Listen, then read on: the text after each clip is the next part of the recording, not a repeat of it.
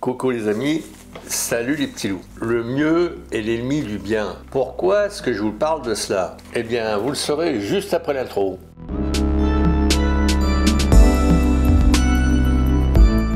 Alors, j'aurais pu vous parler de la 8K par rapport à la 4K par rapport au 1080. J'ai décidé de parler d'un autre sujet parce que je me suis suffisamment appesanti sur la 8K et sa nécessité.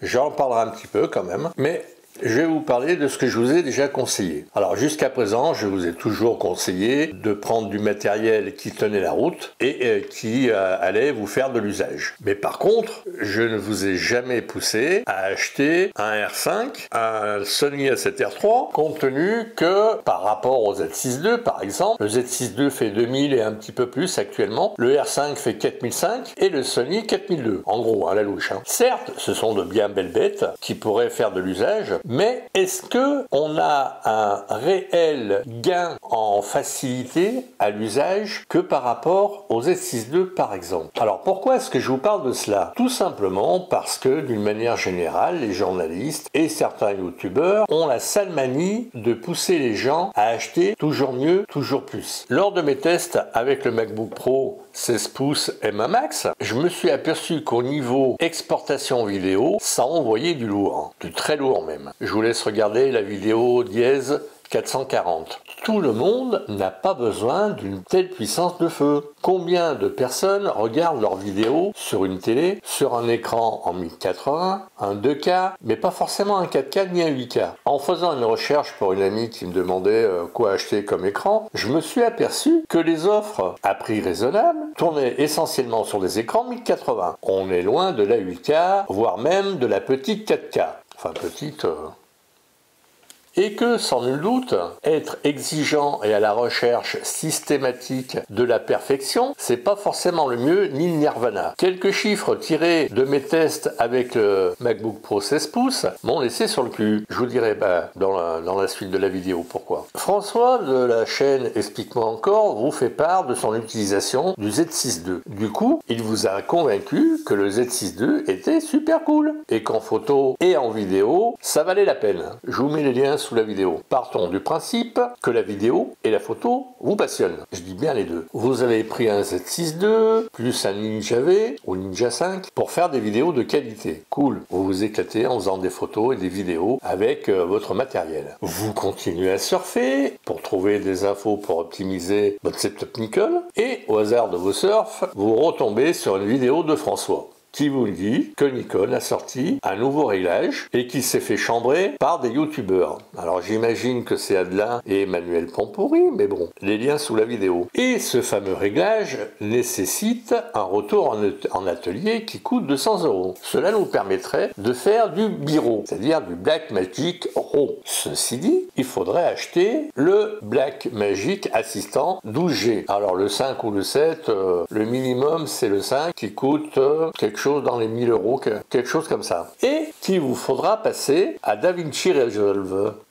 Certes, DaVinci est gratuit. C'est le logiciel à avoir pour faire du Blackmagic RAW. Alors pourquoi est-ce que je vous raconte ça? Eh bien tout simplement parce que si on en croit Adelin et Emmanuel Pampouri, je veux bien les croire, c'est le jour et la nuit par rapport au ProRes RAW. Bon. De mon côté, pour aller jusqu'au bout de la puissance de mon 16 pouces, j'ai fait une vidéo de 5 minutes qui pèse 3,66 Go, tournée en 4:2 10 bits et exportée en, je vous mets les chiffres. Alors en HQ264, elle fait 779 mégas, exportée en 45 secondes. En 422, elle fait 6 Go 61. En 422 HQ, 10 Go et des brouettes. En 422 XQ, 24 Go. En 422 10, 76 Go. Ceci dit, au niveau du poids des fichiers, je vous explique pas, 800 mégas pour du HQ264 et pour le HQ en 10, 76 Go pour une qualité max, sans parler du temps plus long qu'il vous faut pour exporter la vidéo. Tout ça, ça envoie du lourd sur YouTube qui, une fois compressé, vous envoie un fichier de 10 mégas. Eh ouais. Alors, pourquoi exporter une vidéo super top au niveau de la qualité? Pour quel bénéfice? J'ai agrandi les vidéos, j'en ai pris deux, du 422 HQ avec du 422 10 bits. Je vous les juge. Personnellement, je n'ai pas trouvé de différence.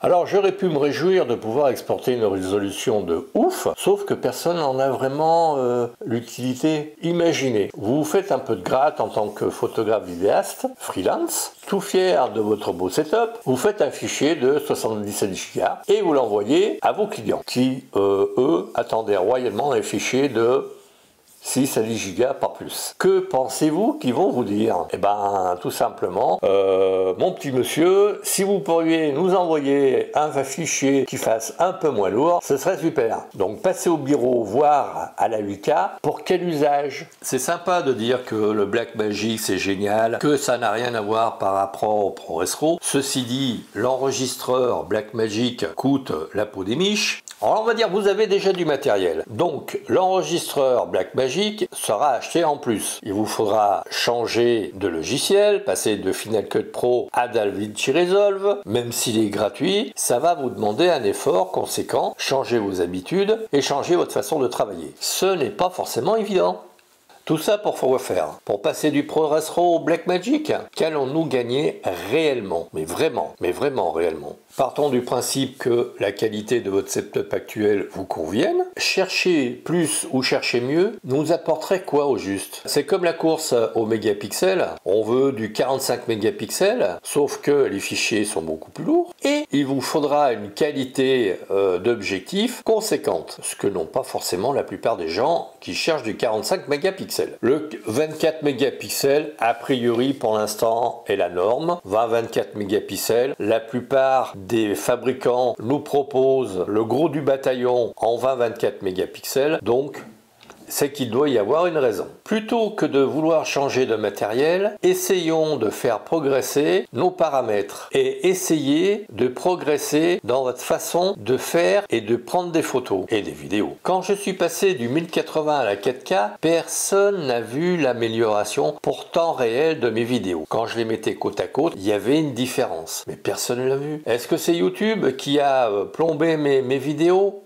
Oui, pas forcément. Le problème c'est sur quoi on les regarde. On ne regarde jamais une vidéo 1080 côte à côte avec une vidéo 4K. Donc les détails, les améliorations, le côté un peu plus croustillant du 4K n'apparaît pas nécessairement. Il nous faut donc bien regarder nos résultats avant de dire j'ai besoin d'un appareil photo numérique 8K ou j'ai besoin d'un appareil photo qui fasse du 120 images par seconde. Le Z9 nous le propose, tant mieux, mais faire déjà des photos en 14 images par seconde, à mon avis, il y en a déjà beaucoup trop par rapport à ce que l'on veut en faire. Il faut appuyer au bon moment, c'est beaucoup mieux que de laisser son doigt appuyé sur le déclencheur. Alors avant que d'acheter un assistant vidéo Blackmagic RAW 512G ou 712G, regardons ce qu'ils peuvent nous offrir réellement de plus dans notre façon de travailler. C'est ai-je besoin ou j'ai envie? Est-ce que cela va nous faciliter notre travail? Est-ce que cela va nous rendre plus rapide, plus efficace? Est-ce que ce sera mieux en un mot? En ce qui concerne mon MacBook Pro 16 pouces, oui, c'est une superbe machine